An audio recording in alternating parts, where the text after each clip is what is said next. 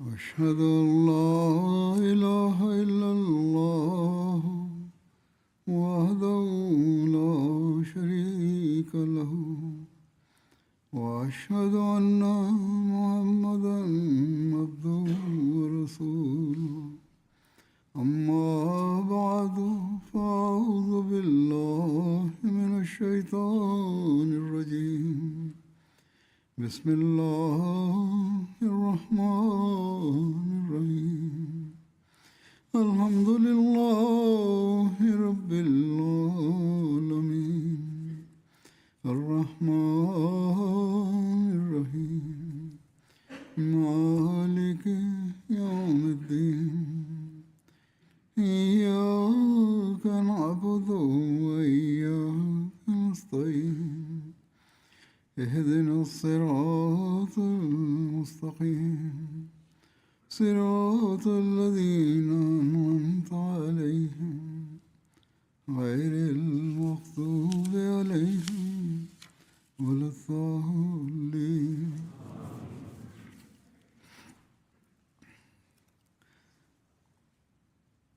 Rahman Rahim, predstavit ću neke primjere od velikodušnosti poslanika sallallahu alejhi ve sellem. U jednom hadisu se prenosi da Hazreti Ebu Seid Hudri prenosi radijallahu anhu da neke ensarije su pitali poslanika sallallahu alejhi ve sellem i on im je to dao i opet su pitali pa im je opet to dao i onda su pitali opet i poslanik sallallahu alejhi ve sellem im je opet dao i sve do te mjere dok sve što je imao je bilo podijeljeno.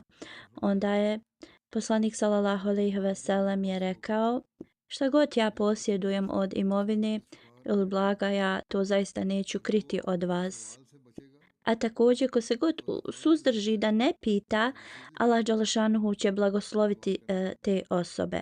I na ovaj način poslanik sallallahu alejhi ve sellem je dao uputu i rekao kogod se trudi da bude sam sebi dovoljan i Allah dželešanuhu će tu osobu da blagoslovi da bude sam sebi dovoljan da može da zarađuje. I kogod i kogod bude strpljiv u poteškoćama, Allah dželešanuhu će mu podariti tu strpljivost. I niko nema veći blagoslov od onoga blagoslova da je ta osoba strpljiva. Hazreti ibn Umar radijallahu anhu prenosi da smo jednom putovali i ja sam jahao na kamili koja je bila vrlo jaka. I kaže, moj otac bi tu kamilu zaustavljao nazad da ne ide ispred sviju, nekad bi možda je i udario da je zaustavi. U svakom slučaju bi pokušao na svaki način da zaustavlja je. Ali kako god ta kamila je bila jaka i uvijek bi išla naprijed i on bi to radio i vraćao je nazad zbog toga što nije želio da ni jedna životinja ili kamile idu ispred kamile poslanika sallallahu alejhi ve sellem. Jednostavno nije mogao da to toleriše da bilo ko ili šta ide ispred poslanika sallallahu alejhi ve sellem. Gledajući na ovo, poslanik sallallahu alejhi ve sellem je rekao Hazreti Omeru: prodaj mi tu kamilu. Omer radijallahu anhu je rekao: o Allahov poslaniče, to jeste tvoje. Poslanik sallallahu alejhi ve sellem je opet rekao: prodaj mi je. I onda je Omer radijallahu anhu prodao tu kamilu poslaniku sallallahu alejhi ve sellem. I onda je rekao: o Abdullah bin Omer, ova kamila je sad tvoja i ti radi s njom šta god želiš. Ovo je bio prelijep način na koji je poslanik sallallahu alejhi ve sellem dao poklon. Na isti način je isto pokazao im da je to samo životinja. Ta kamila je životinja i nema nikakvog problema ako ona ide ispred, iako je jaka. I onda je rekao: ova kamila je poklon od mene i ako ta kamila bude išla ispred mene i ispred kolone, možete da kažete to je ta kamila koju je poslanik sallallahu alejhi ve sellem dao. Hazreti Džabir bin Abdullah radijallahu anhu prenosi da je bio sa poslanikom sallallahu alejhi ve sellem na nekoj ekspediciji i njegova kamila se umorila. Kada je postala umorna, poslanik sallallahu alejhi ve sellem je došao i rekao: Džabir, rekao sam da šta se dešava. Rekao sam, moja Kamila je umorila se i zbog toga izostajem. Poslanik sallallahu alejhi ve sellem je sišao, znači sa svoje i počeo je da povukao je kao uzdete kamile i rekao popni se na nju i primijetio sam da je ta kamila počela brzo da hoda i išla je ispred znači poslanika sallallahu alejhi ve sellem. Morao sam je zaustavljati.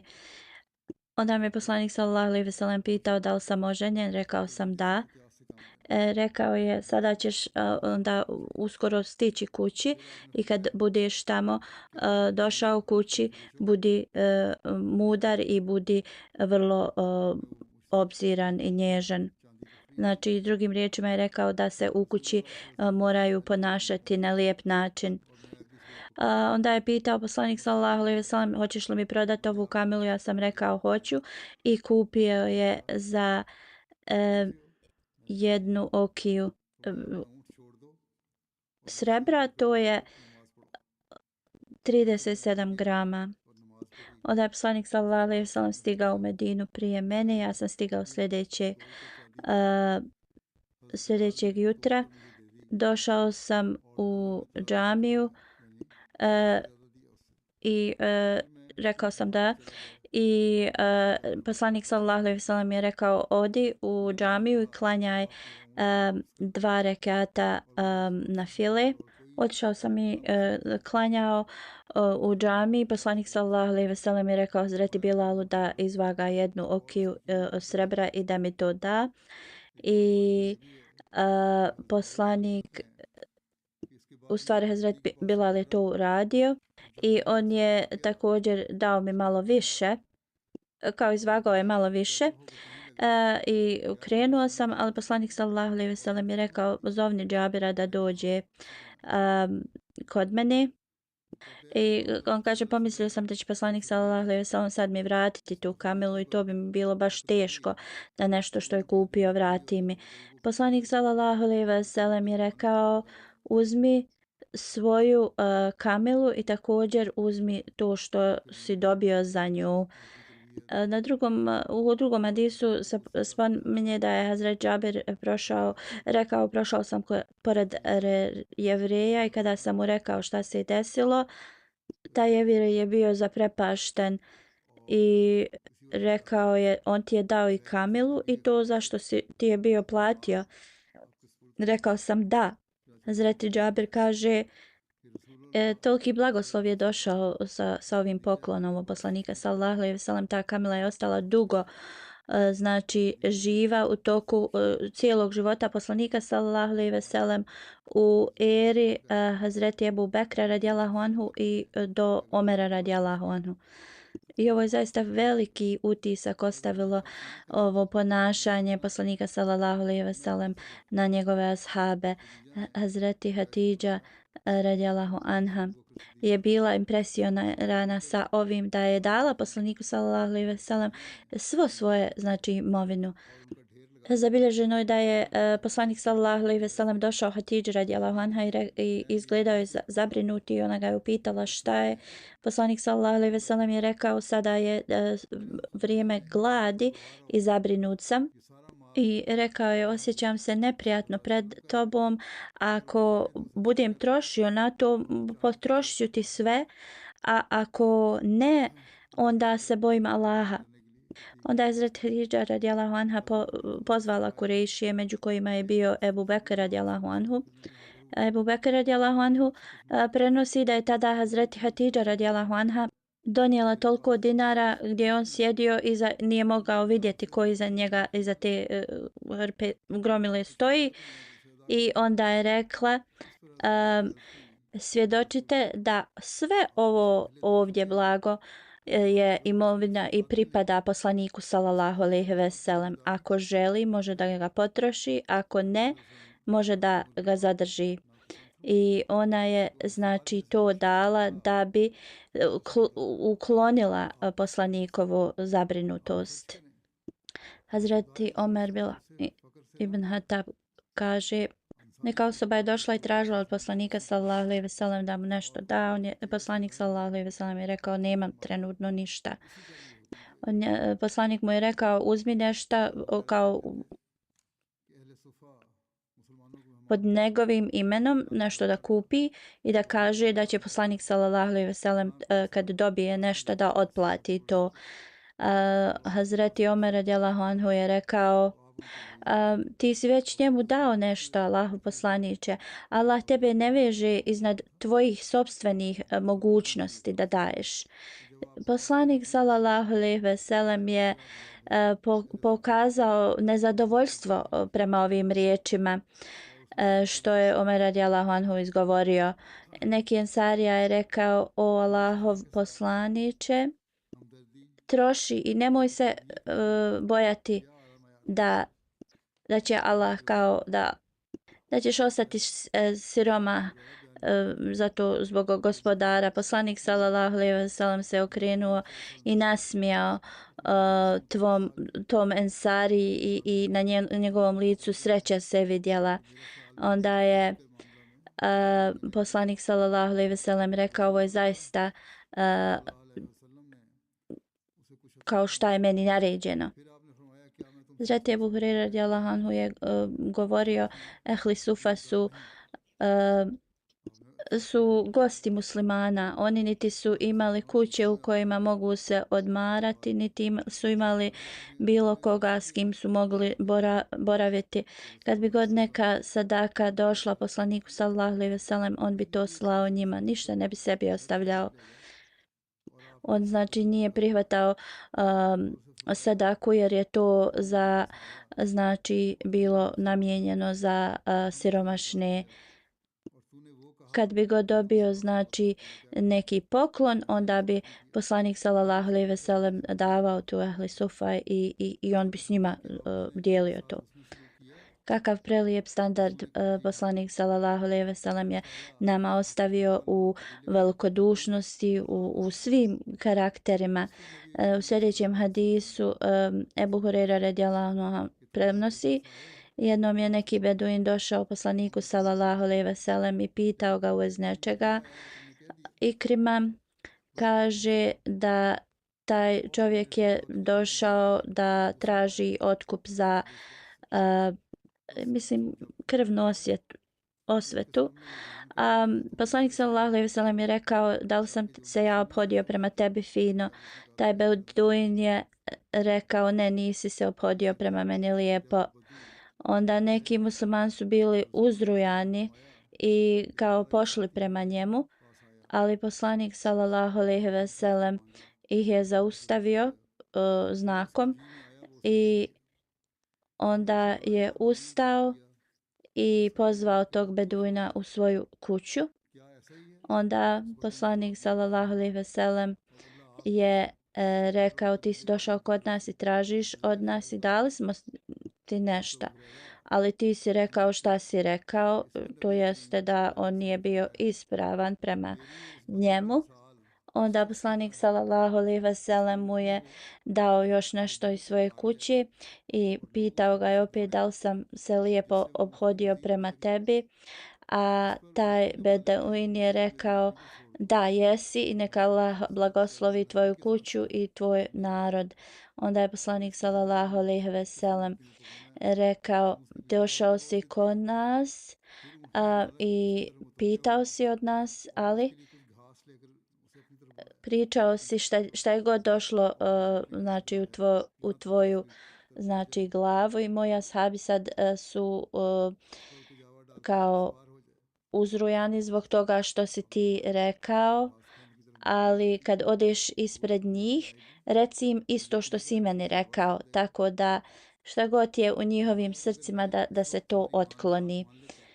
Drugim riječima znači treba da ode kod njih i da kaže da je zaista poslanik ga se ophodio dobro prema njemu. I kada je taj beduin došao kod ashaba, I onda je poslanik sallallahu alejhi ve sellem ispred ashaba rekao, ovaj čovjek je došao i pitao od nas, mi smo mu dali, nije bio zadovoljan i rekao je šta je god došlo u njegovu glavu, ali sada dali smo mu još i kaže da je zadovoljan i pitao je njega da li si ti zadovoljan i rekao da i neka vas Allah blagoslovi tvoju kuću i tvoj narod.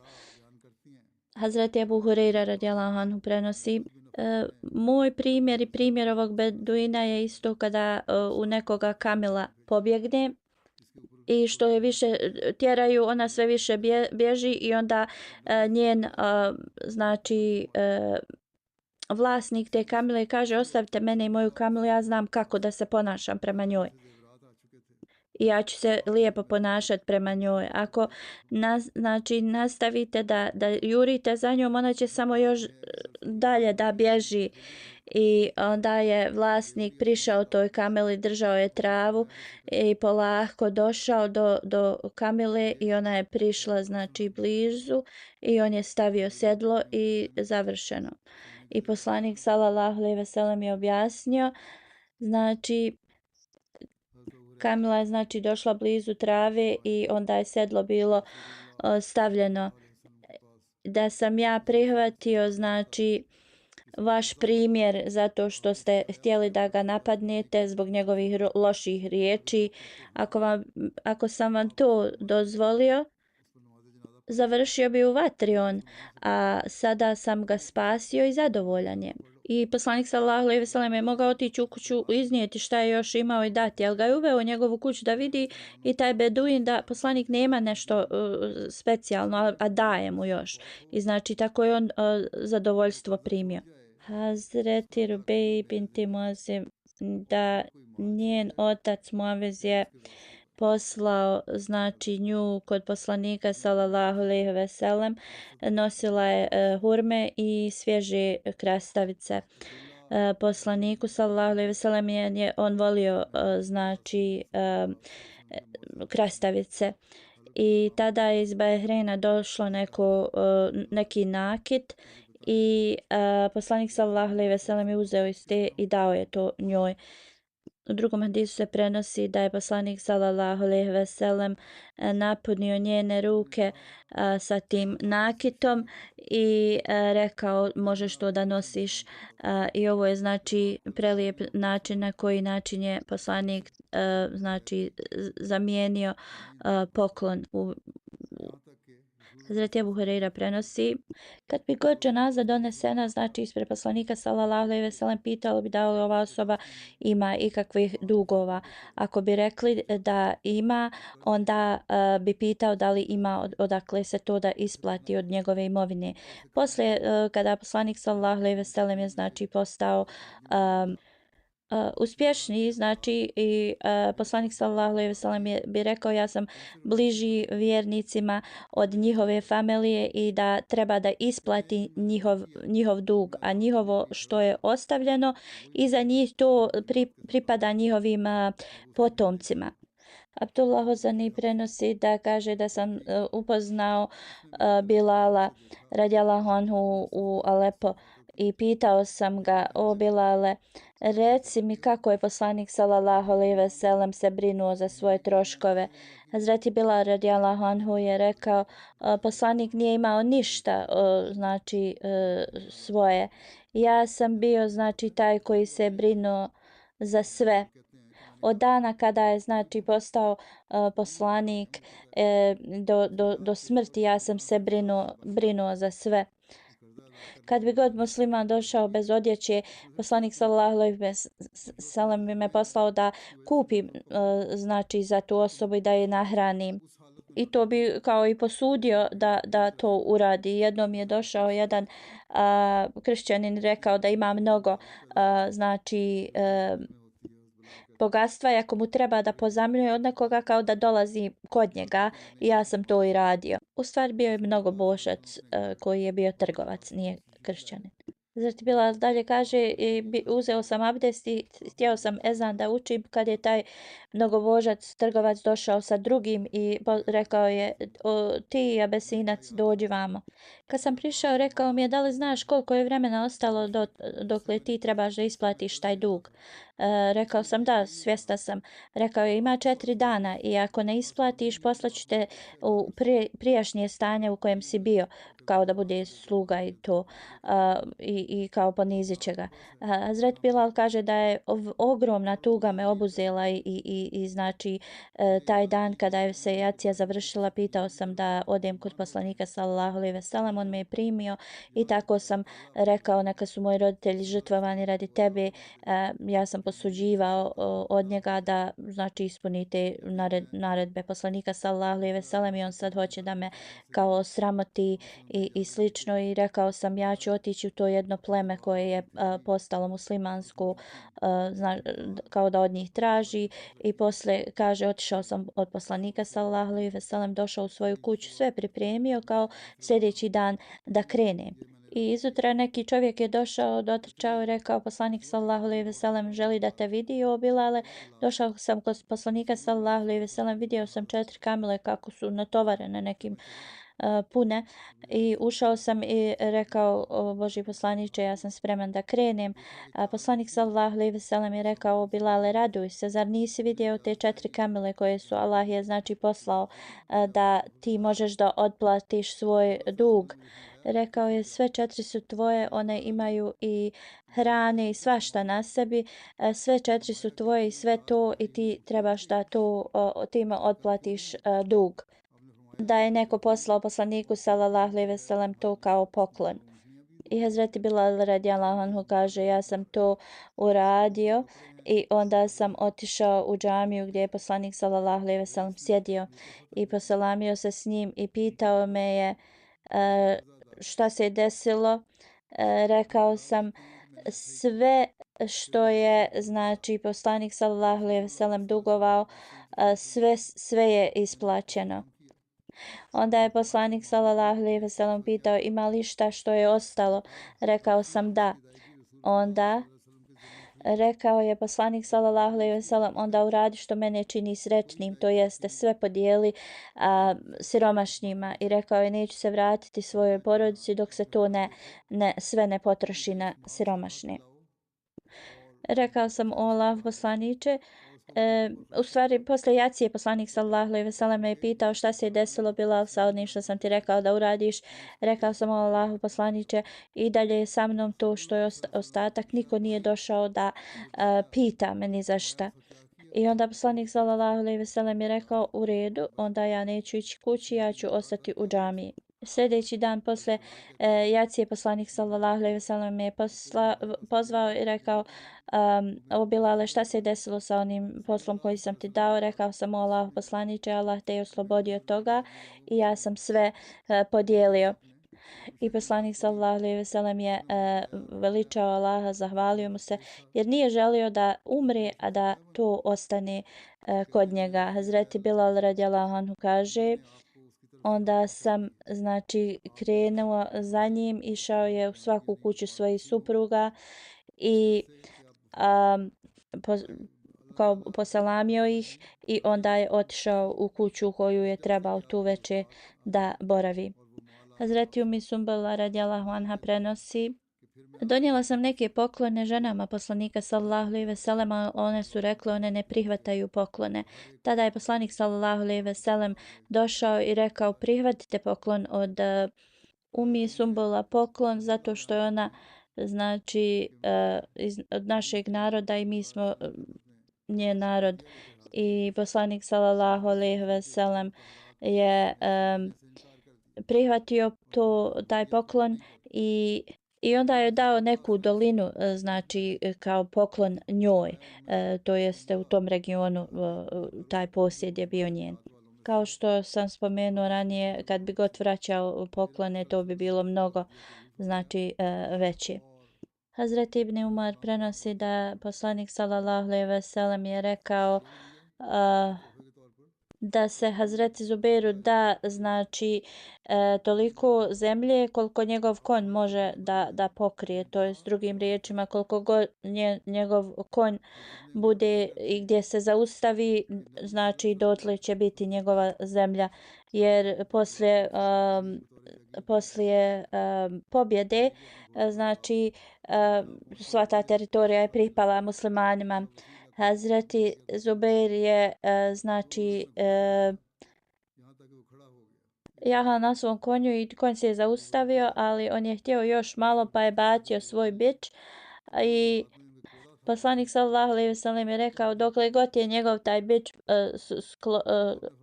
dostigao, tu mu je znači dotle njegova zemljište. Hazreti Džubeir bin Mutim prenosi da je putovao uz poslanika sallallahu alejhi ve sellem i nekim drugima sa Hunena. Neki beduini su prišli poslaniku sallallahu alejhi ve sellem i oni su okružili znači poslanika sallallahu alejhi ve sellem, tražili su od njega neke stvari na način da poslanik sallallahu alejhi ve sellem je bio skroz uz neko drvo i mantil mu se kao zapleo u njega. I onda kao na način na koji su to molili, držali su ga za taj njegov ogrtač, ostavili i teglili do te mjere, ostali su znaci na poslanikovom vratu od toga. Poslanik sallallahu alejhi ve sellem je rekao vratite mi moj ogrtač i znajte da imam kao životinja, stoke i kao koliko ima ovih drveća, znajte da bi ja to podijelio vama svima i nikada me nećete naći da sam ja škrtica ili da sam lažov ili kao kukavica. Dok je o ovome govorio Hazret Muslima Maud radijallahu anhu, kaže posle pobjede u Meki, posle Huneyna, sav taj ratni plijen znači je bilo kao tradicija da se podijeli muslimanskoj armiji. Ovaj put umjesto da daje armiji, poslanik sallallahu alejhi ve sellem je dao narodu iz Mekke i iz tih okolnih mjesta. Iako znači već još vjera se nije bila ulila u njihova srca, neki su tek bili primili islam i slično. I davati znači svoje imovinu ili blago što tebi sljeduje drugim ljudima, to je bilo vrlo čast. I jednostavno znači umjesto znači da to davanje poslanikova sallallahu alejhi ve sellem podigne njihovu bogobojaznost i slično, oni su još pohlepniji postali i oni su se kao okupili oko poslanika sallallahu alejhi ve sellem i počeli ga znači zapitkivati i gurati uz jedno drvo. Jedna osoba je znači ufatila poslanika sallallahu alejhi ve sellem za taj ogrtač koji ga je počeo više i daviti na koji način. Poslanik sallallahu alejhi ve sellem je rekao: o narode, ja da imam bilo šta drugo, ja bih vam to dao. I nikada me nećete naći da sam škrtica ili da sam kukavica ili lažov.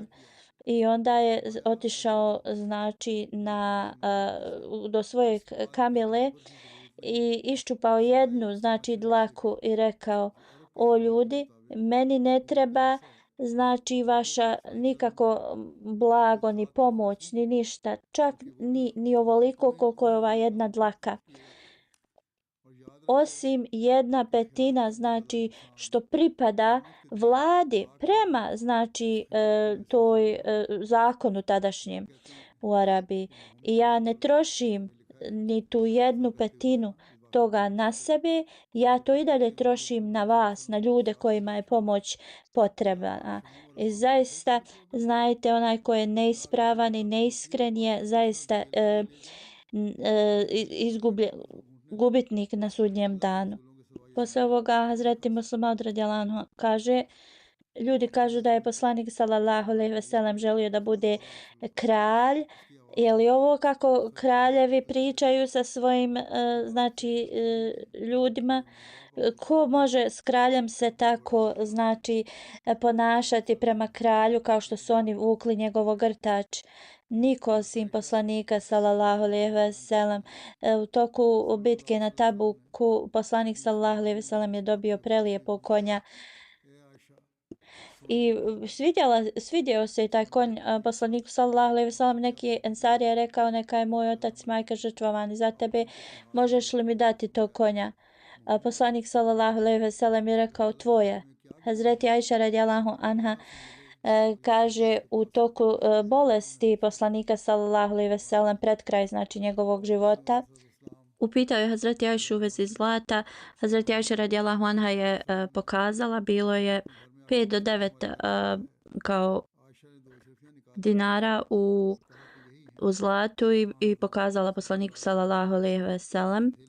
Poslanik sallallahu alejhi ve sellem ih je okretao ruci i rekao kako bi Muhammed sallallahu alejhi ve sellem došao pred svog gospodara a da ovo ima u svojoj znači imovini. I rekao je: o Ajša, potroši ovo, drugim riječima da podijeli. Obećani Mesija alejhi selam kaže: jednom poslanik sallallahu alejhi ve sellem je ušao u kuću i pitao šta imamo u kući. Hazreti Ajša radijallahu anha je donijela 2 zlatna dinara i dala ih. Ovo je sve što imamo, rekla je. Poslanik sallallahu alejhi ve sellem je rekao, stavio ih u svoju ruku i rekao kako je stanje poslanika koji ostavi za sebe 2 zlatna dinara i onda ih je podijelio odmah. U vezi podijeljenja ratnog plijena sa Hunejna zabilježeno je da je 6000 zatvorenika bio dio ovog isto ratnog plijena. Neki govore da je i 8000 bilo. 24.000 kamila, preko više od 40.000 ovaca i koza i 40.000 okija srebra. To je 490 kilograma. Časni poslanik sallallahu alejhi ve sellem je znači ovo počeo da dijeli i počeo je to davati vrlo znači istaknutim plemenima. Nekima bi davao po 100 kamila, nekima 50, još bi im davao i zatvorenika i srebra. Ebu Sufjan bin Harb je bio 100 kamila i kad je Ebu Sufjan došao kod poslanika sallallahu alejhi ve sellem i vidio je srebro ispred poslanika sallallahu alejhi ve sellem, rekao je: o Allahov poslaniče, ti si postao najbogatiji od Kurejšija. Poslanik sallallahu alejhi ve sellem se nasmijao i dao mu 40 tih okija srebra i 100 kamila. Onda je Ebu Sufjan rekao: molim te, dani nešto i mom sinu Jezidu. Poslanik sallallahu alejhi ve sellem je 40 okija srebra i 100 kamila da mu se da. Ovaj Jezid je bio sin Sufjanov, Ebu Sufjanov, ne onaj drugi poznati. Taj drugi je bio sin od Hazreti Muavije. U svakom slučaju Ebu Sufjan je onda rekao: Allahu poslaniče sallallahu alejhi ve sellem, dani nešto i mom drugom sinu Muaviji. Poslanik sallallahu alejhi ve sellem je rekao da mu se da 100 kamila i 40 okija srebra. Onda je Ebu Sufjan rekao: neka je moj otac i majka žrtvovani radi tebe, ti si zaista velikodušan. Ja sam se znači borio protiv tebe, ali si dokazao kakav si odličan borac i kako ti si odličan u napravlje da mir sklopiš. Neka ti Allah podari sve najbolje. Safvan bin Umeja je također dobio od poslanika sallallahu alejhi ve sellem velikodušno. To je taj isti od kojeg je poslanik sallallahu alejhi ve sellem za bitku Hunein posudio oružje i druge. Safvan je bio u Huneinu učestvovao, ali kao mnogobožac. Ali u toku te bitke njegovo srce se promijenilo i u vrijeme kada se taj ratni plijen dijelio, poslanik sallallahu alejhi ve sellem mu je dao 100 kamila. U Sahih Muslimu se spominje da je dobio 300 kamila. Drugi hadis isto kaže da je u tom vremenu poslanik sallallahu alejhi ve sellem prošao kroz neku dolinu koja je bila puna kamila i koza kao ratni plijen.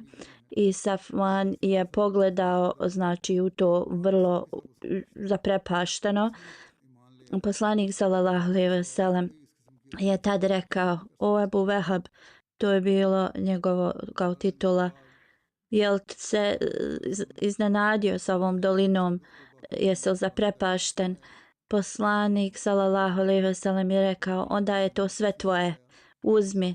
Safwan je tada rekao i posvjedočio, ja vjerujem da si ti Allahov poslanik, jer jedino poslanici daju na ovakav način. Drugom znači hadisu gdje Safwan bin Umeja sam govori da poslanik sallallahu alejhi ve sellem je nastavio da mi daje od tih ratnog plijena sa Huneina do te mjere gdje sam ja prije najviše znači mrzio od svakog stvorenja poslanika sallallahu alejhi ve sellem, a u tom vremenu mi je postao najdraži od svih znači stvorenja. I to je nastavio da daje i broj tih poglavica je bio preko 50 kojima je poslanik sallallahu alejhi ve sellem dao iz tog ratnog plijena. Obećani Mesija alejhi selam kaže i neki nevjernik je rekao ti toliko imaš tih ovaca i koza, ni Kosros nema, ni Cezar. Poslanik sallallahu alejhi ve sellem mu je dao sve to i taj čovjek je odmah prihvatio poslanika sallallahu alejhi ve sellem i jedino je shvatio da jedno poslanici tako mogu da budu velikodušni. Posle ovoga poslanik sallallahu alejhi ve sellem je rekao Zeid bin Sabit da pozove znači druge ljude i svi su znači dobili ili 4 kamile ili 40 ovaca. I sve to poslanik sallallahu alejhi ve sellem znači podijelio i to je bio najveći do tog vremena ratni plijen. I ovo je zaista prelijepa stvar koja treba da se razmisli jer neprijatelji uvijek optužuju znači da se ti ratovi radi materijalnog sredstva borili i da je ovo istina znači ratni plijen Huneina bi bio vrlo na drugačiji način podijeljen. Ali vidimo da je zaista podijeljen da osvoji srca tih ljudi koji jednostavno su još nisu ni bili znači vjernici. Možda je bilo znači još neki drugi mudro zašto se to podijelilo na taj način, ali što je sigurno poslanik sallallahu alejhi ve sellem nikada nije to ostavio ništa za sebe, niti poslanikovi ashabi ni ensarije nisu dobili iz tog ratnog plijena ništa ili sasvim nešto malo. Neki ljudi su znači došli, žene su došle. Neka žena je došla i rekla neke stihove dana kada je u plemenu Havazin poslanik sallallahu alejhi ve sellem dojio, znači dok je bio malo dijete i radi toga poslanik sallallahu alejhi ve sellem je vratio njihovo znači ratni plijen do te mjere da je to bilo 500.000 dirhama vrijednosti. I ovo znači zaista pokazuje kolika je ta bila velikodušnost i niko nikad to nije uradio na taj način. Kada su ti došli iz Havazin poslaniku sallallahu alejhi ve sellem, kad su znači prihvatili islam i kada su tražila njihova imovina i zarobljenici se vrate njima, poslanik sallallahu alejhi ve sellem je rekao istinitost i istina je vrlo draga meni. Izaberite jednu od ovih stvari. Ili ćete uzeti svoje zarobljenike ili svoju imovinu. Ja sam vas čekao na Džiranu. Kada se je vratio sa Tajfa, poslanik sallallahu alejhi ve sellem je tu čekao preko 10 noći da oni dođu i da traže svoju imovinu i te zarobljenike da ih vrati. Kada su oni vidjeli da poslanik će im vratiti jedno od dvoje, oni su tražili svoje zarobljenike. Poslanik je ustao između muslimana, tada veličao gospodara kako treba da se veliča gospodar i onda je rekao: ovi vaša braća su došla sa pokajanjem nama i ja im smatram da im trebamo vratiti zarobljenike. Onda kogod od vas znači želi slobodno bez ikakve prisile da vratite, te zarobljenike, onda vratite, ali ko ne želi, onda ćemo mi njima platiti ratnim plenom.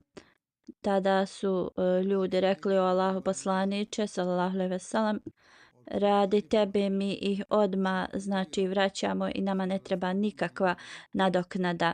Onda je poslanik sallallahu alejhi ve sellem rekao, mi ne znamo kao koji od vas je to prihvatio, koji nije, neka vaši poglavice to predstave.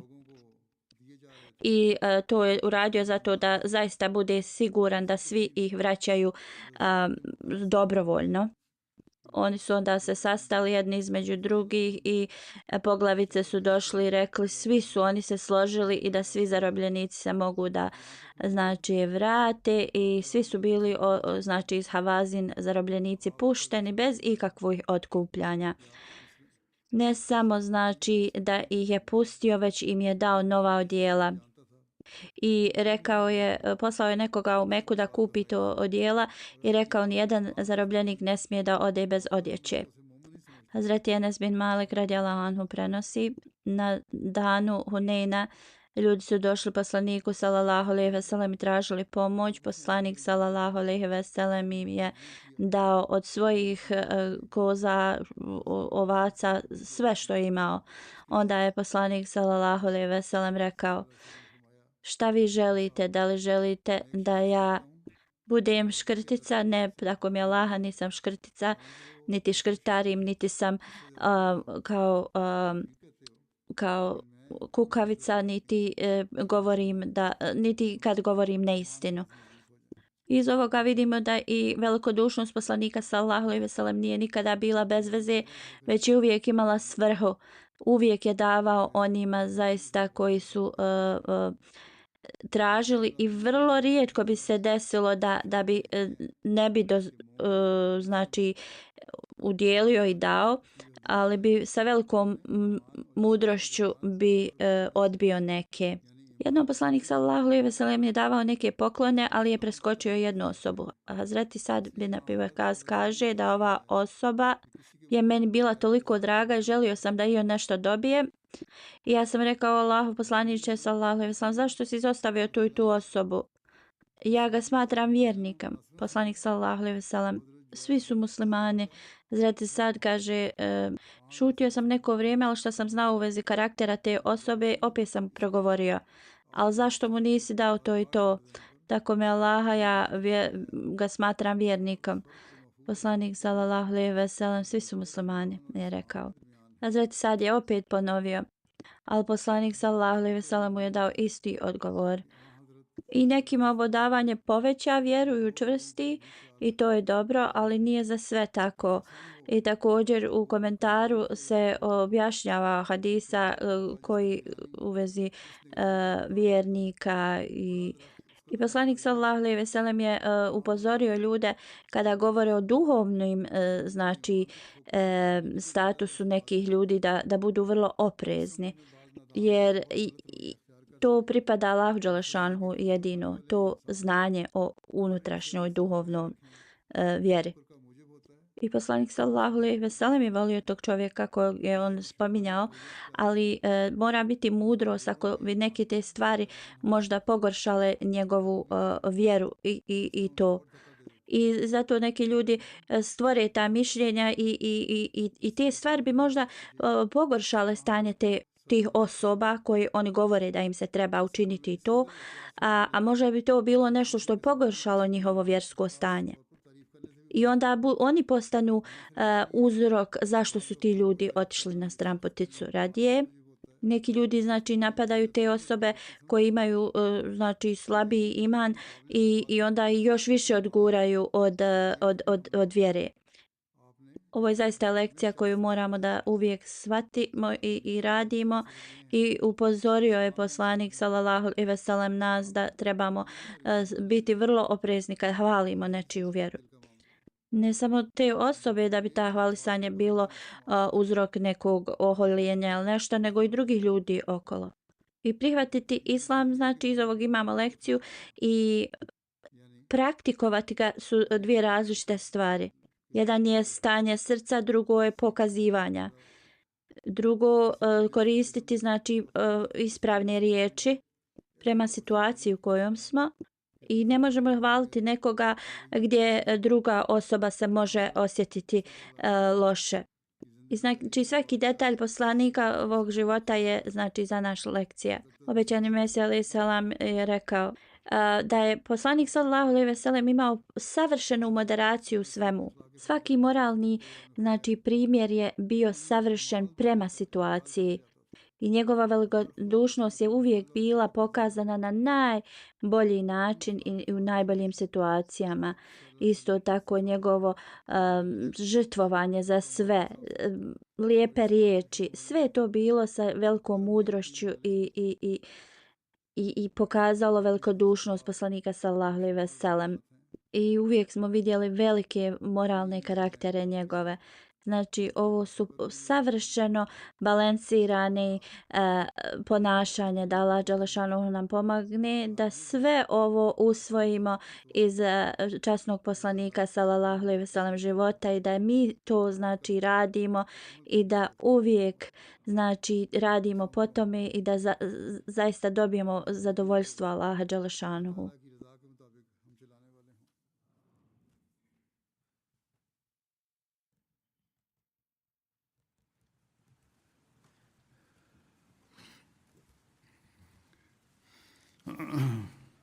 الحمد لله الحمد لله نحمده ونستعينه ونستغفره ونؤمن به ونتوكل عليه ونعوذ بالله من شرور أنفسنا ومن سيئات أعمالنا من يهده الله فلا مضل له ومن يضلل فلا هادي له ونشهد أن لا إله إلا الله ونشهد أن محمدا عبده ورسوله عباد الله رحمكم الله إن الله يأمر بالعدل والإحسان وإيتاء ذي القربى وينهى عن الفحشاء